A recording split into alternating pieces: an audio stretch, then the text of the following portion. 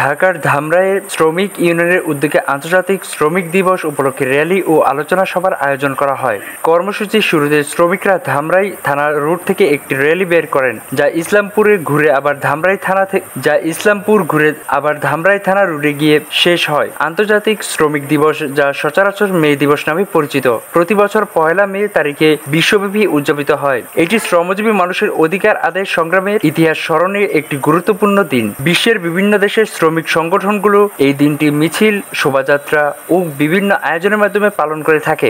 বাংলাদেশ, ভারত সহ প্রায় 80টি দেশে দিনটি জাতীয় ছুটির দিন হিসেবে পালিত হয়। অনেক দেশে আবার এটি বেসরকারিভাবে উদযাপিত হয়। মহান মে দিবস শ্রমজীবী ও মেহনতি মানুষের চরম আত্মত্যাগ ও ন্যায্য অধিকার আদায়ের এক স্মরণীয় দিন। দেশের অর্থনীতির চাকা সচল রাখতে শ্রমজীবীরা পরিশ্রম করে যাচ্ছেন, তাই মালিক পক্ষের উচিত শ্রমিকদের সুবিধা ও অসুবিধাগুলো সহানুভূতির চোখে দেখা এবং যৌক্তিক দাবিগুলো পূরণে আন্তরিকতা দেখানো।